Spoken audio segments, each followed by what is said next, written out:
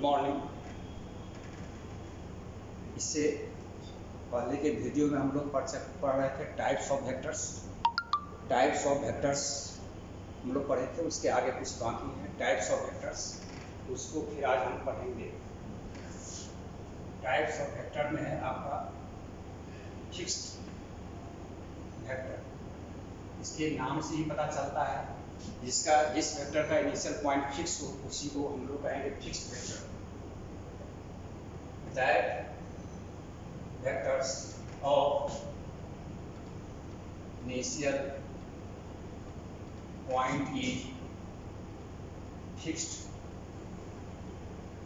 or by fixed vectors, fixed vector है। उसके बाद है आपका फ्री वेक्टर। वह वेक्टर जिसका इनिशियल पॉइंट फिक्स नहीं हो वह कहलाएगा free vector. That vectors of initial point is not fixed called as free vectors. उसको हम लोग फ्री वेक्टर्स कहेंगे। 11 में है आपका वो linear vector. All given vectors same line में या पैरेलल लाइन के लॉन्ग हो तो वह कहलाएगा collinear. That vectors which acts along same line or parallel line is called as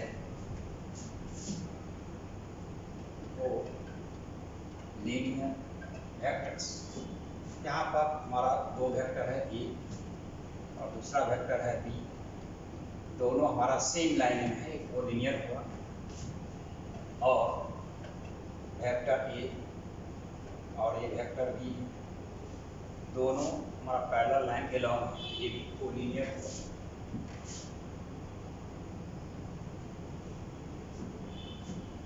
वो planar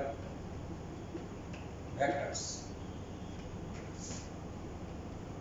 that vectors which acts in same plane is called as collinear vector.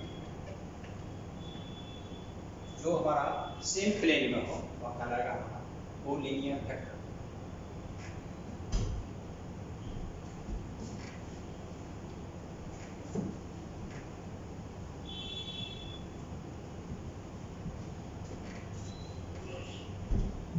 आगे हमारा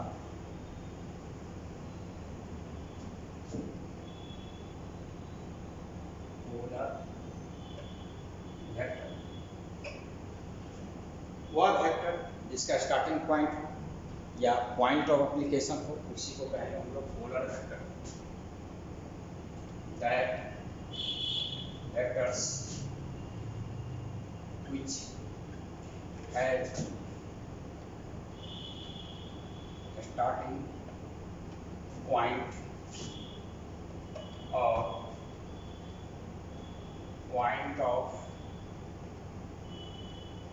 application is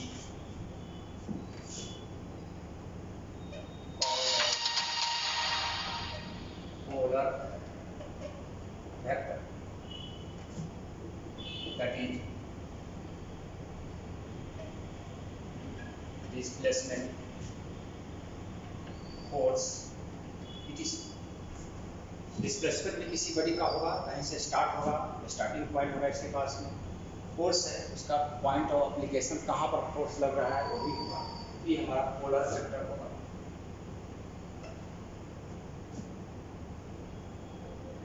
axial vector. Axial vector आपको vector के rotating effect को represent करता है और ये एक्सिस के अलाउंग होता है।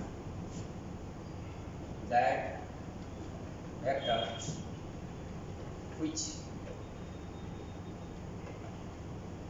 represent the rotational effect and acts along axis of rotation is called as axial vector। उसको एक्सियल वेक्टर कहेंगे हम लोग। That is angular velocity. Angular velocity axial vector होगा। एंगुलर मोमेंटम, टॉर्क, ये सब एक्सियल वेक्टर होगा। अगर कोई पार्टिकल किसी सर्कल पर रोटेट कर रहा हो, सर्कल का रेडियस आर, तो पार्टिकल का जो एंगुलर वेलोसिटी होगा वो एक्सिस के लॉन्ग होगा और ये होगा ओमेगा एक्सिस के लॉन्ग। इस एक्सिस के लॉन्ग जो एक्सियल वेक्टर होते हैं उसको डिटरमिन किया जाता है राइट हैंड थंब रूल से। Curl of the finger represent करता है इसके डायरेक्शन को और ये डायरेक्शन ऑफ थंब उसके वेक्टर के डायरेक्शन को रिप्रेजेंट कर रहा है। कोई पार्टिकल्स जो है उसको मूव कर रहा है इस पर आपका एंटी क्लॉकवाइज, तो राइट हैंड थंब रूल से एंगुलर वेलोसिटी उसका होगा upward along the axis of rotation. इसके बाद कुछ टर्म्स पर हम लोग डिस्कस करेंगे रिगार्डिंग वेक्टर।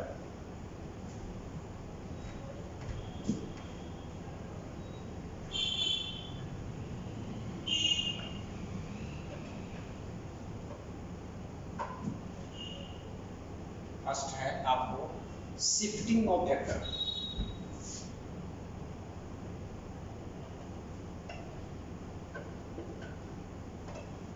किसी भी वेक्टर को अगर हम लोग पैरेलल शिफ्ट करते हैं तो वेक्टर के मैग्नीट्यूड और डायरेक्शन में कोई चेंज नहीं होगा, वेक्टर हमारा रिमेन्स सेम होगा। when a vector shift parallel to itself, then vector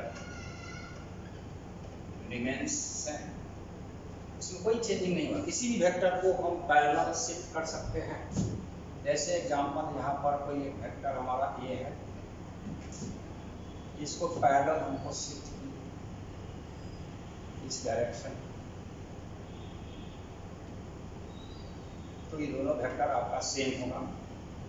अगर इसको इस एक्सिस में भी अगर हम पैरेलल शिफ्ट कर दें तो वो वेक्टर ए ही होगा, इसके मैग्नीट्यूड में कोई अंतर नहीं होगा, ना डायरेक्शन में अंतर होगा। यानी वेक्टर को हम पैरेलल शिफ्ट कर सकते हैं। सेकंड है एंगल बिटवीन टू वेक्टर्स। दो गिवन वेक्टर उसके बीच हम एंगल कैसे निकालेंगे। यहाँ पर है आपका to find the angle between two given vectors. Draw both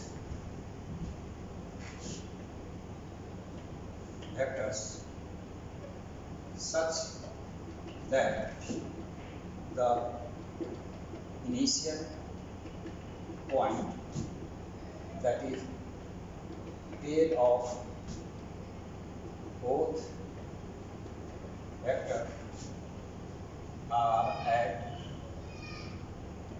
same point and the smaller angle between both vectors will be angle between both vectors. ये एंगल हमारा थीटा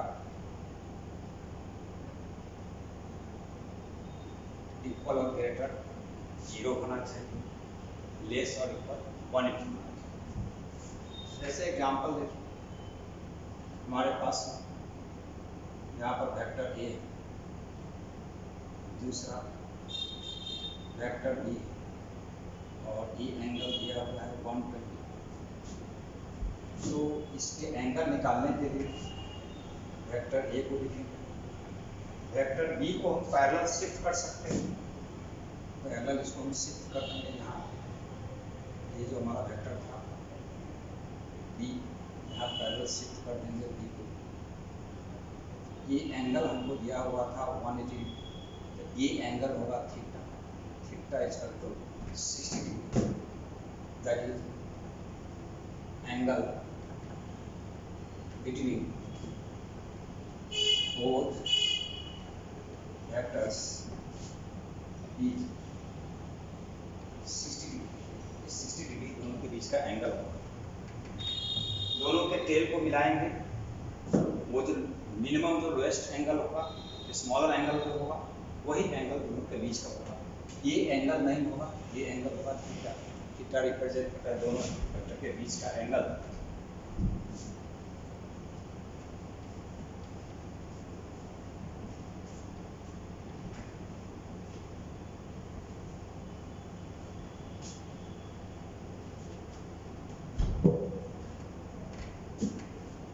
थर्ड है when frame of reference translated or rotated, then vector remains same, but component of vector may be change. Component change हो सकता है, आगे component को हम discuss करेंगे, लेकिन वेक्टर में कोई चेंजिंग नहीं होगा। यहाँ पर हमारा एक एस फ्रेम ऑफ रेफरेंस है और ये वेक्टर ए है, और इस फ्रेम ऑफ रेफरेंस को हम लोग रोटेट कर, ये आपका एस बेस है। तो वेक्टर जो एस फ्रेम ऑफ रेफरेंस में था ए, उसका मैग्नीट्यूड डायरेक्शन वही रहेगा vector S base frame of reference में, इसमें कोई चेंजिंग नहीं होगा। यानी कि फ्रेम ऑफ रेफरेंस को हम रोटेट कर दें या ट्रांसलेट करें तो वेक्टर में कोई चेंज नहीं होगा, उसका कंपोनेंट चेंज हो सकता है।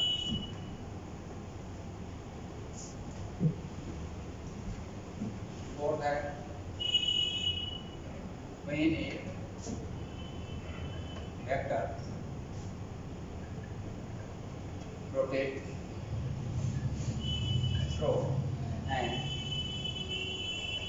angle other than multiple of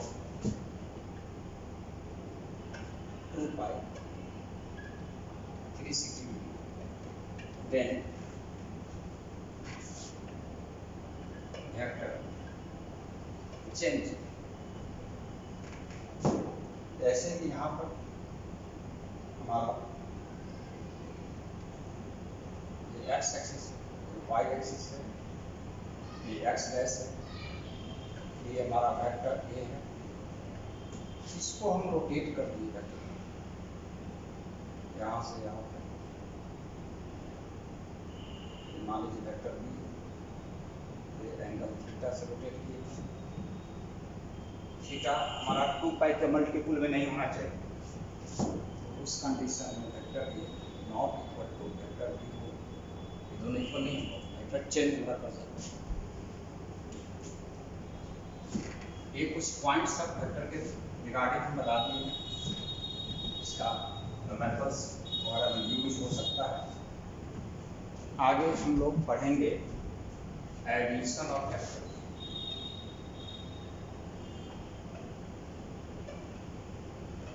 vectors और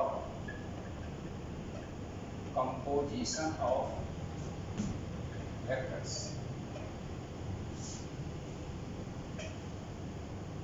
वेक्टर का एडिशन जो है एक वेक्टर अलजेब्रा है, उसी को हम लोग पढ़ने जा रहे हैं। एडिशन कंपोजिशन का मतलब यह है कि दो और दो से अधिक वेक्टर को जब एक सिंगल वेक्टर से रिप्रेजेंट करेंगे तो वही कहलाता है आपको कंपोजिशन ऑफ वेक्टर। वह सिंगल वेक्टर सही वेक्टर्स का रिजल्टेंट वेक्टर्स कहलाता है। The process of representation of two vectors or more than two vectors by a single vectors is called as composition of vectors. This single vector is called as resultant of all given vector. उसका resultant कहते हैं, सम जो लेते हैं दो या दो से अधिक वेक्टर का, वह कहलाएगा आपका रिजल्टेंट ऑफ वेक्टर। हम लोग एडिशन ऑफ वेक्टर पढ़ेंगे ग्राफिकली। बताए थे कि वेक्टर का नोटेशन दो तरह से है, एक है ग्राफिकली, दूसरा है सिंबॉलिकली। हम लोग ग्राफिकली पढ़ेंगे, पहले दो वेक्टर का एडिशन पढ़ें, उसके बाद दो से अधिक का पढ़ेंगे। अब हम लोग पढ़ेंगे एडिशन ऑफ टू वेक्टर्स। दो वेक्टर का एडिशन पढ़ने जा रहे हैं। इसमें दो लॉ है आपका, triangle law of vector addition. इसमें दो वेक्टर को ऐड करना है ट्रायंगल मेथड से। ट्रायंगल में हमारा 3 साइड्स होते हैं। अगर दो साइड्स को मैग्नीट्यूड और डायरेक्शन में सेम ऑर्डर में दो वेक्टर से रिप्रेजेंट किया जाए तो थर्ड साइड मैग्नीट्यूड और डायरेक्शन में अपोजिट ऑर्डर में दोनों वेक्टर के रिजल्टेंट को रिप्रेजेंट करेगा। When two vectors in magnitude and direction represented by two sides of triangle in same order, then third side of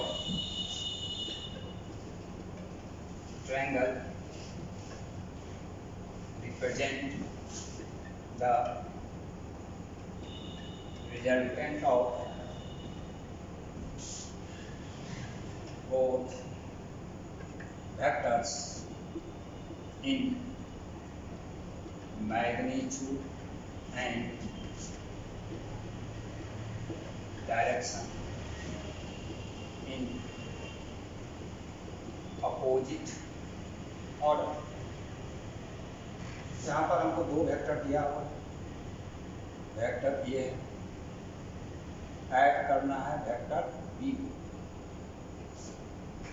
अब इसको ऐड करने के लिए पहले वेक्टर ए को ड्रॉ करेंगे। किसी वेक्टर को हम पैरेलल शिफ्ट कर सकते हैं। और वेक्टर बी को ड्रॉ करेंगे इस तरह से कि वेक्टर बी का टेल वेक्टर ए के हेड पर हो और वेक्टर ए के टेल से वेक्टर बी के हेड तक एक वेक्टर ड्रॉ करेंगे सी, यही vector A plus vector B equal होगा। ए हमारा जो वेक्टर सी होगा वो रिजल्टेंट हुआ वेक्टर ए और बी का। पहले वेक्टर ए को ड्रॉ करेंगे, फिर वेक्टर बी के टेल को वेक्टर ए के हेड पर रखेंगे, वेक्टर बी को ड्रॉ करेंगे। वेक्टर बी को हम पैरेलल शिफ्ट कर सकते हैं। वेक्टर ए के हेड से वेक्टर बी के टेल तक एक वेक्टर ड्रॉ करेंगे, वह वेक्टर हमारा सी है जो vector A plus vector B के इक्वल होगा। ये हमारा ट्रायंगल लॉ होगा। ट्रायंगल लॉ में है वेक्टर ए और वेक्टर बी को सेम ऑर्डर में ड्रॉ किया जाता है। वेक्टर सी को यहाँ से ड्रॉ किया था, यहाँ से नहीं किया जाता है, तो यहाँ से ड्रॉ करेंगे।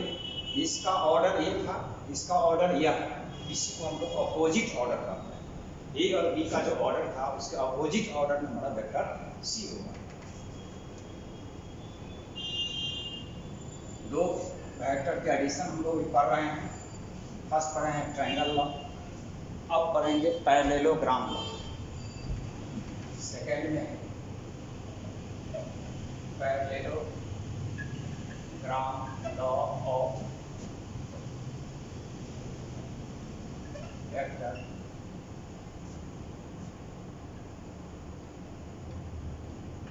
एडिशन। पैरेललोग्राम दो वेक्टर को मैग्नीट्यूड और डायरेक्शन में दो एडजेसेंट साइड से रिप्रेजेंट किया जाए तो वह डायगोनल जो दोनों के कॉमन पॉइंट से ड्रॉ किया जाए पैरेललोग्राम का, तो पैरेललोग्राम का वह डायगोनल आपको दोनों वेक्टर को रिजल्टेंट को रिप्रेजेंट करता है। When two vectors in magnitude and direction represented by two adjacent sides of a parallelogram, then that diagonal which draw from common point of both vectors represent the resultant vector of both vectors in magnitude and direction। इसको हम लोग graphically समझें। Vector A add करना है vector B, यहाँ पर हम लोग लेंगे पैरेललोग्राम मेथड से।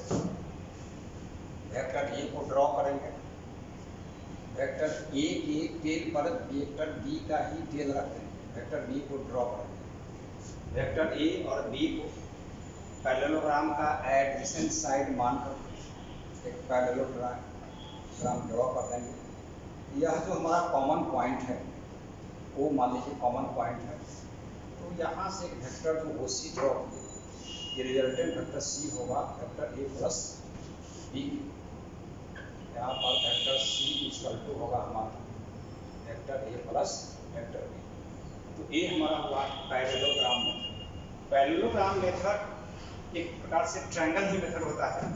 वेक्टर को हम पैरेलल शिफ्ट कर सकते हैं, तो वेक्टर बी को जब पैरेलल शिफ्ट करेंगे तो ये हमारा बी के ही इक्वल टू हो जाएगा vector A plus vector B, ये वेक्टर सी हो। तो हमारा ये भी ट्रायंगल मेथड ही होता है। अभी तक हमने दो वेक्टर का एडिशन सीखा था ग्राफिकली। अब हम लोग दो से अधिक वेक्टर का एडिशन सीखेंगे हम लोग। यहाँ पर है आपका addition of more than two vectors, दो से अधिक वेक्टर का addition of more than two vectors, इसका होता है पॉलीगॉन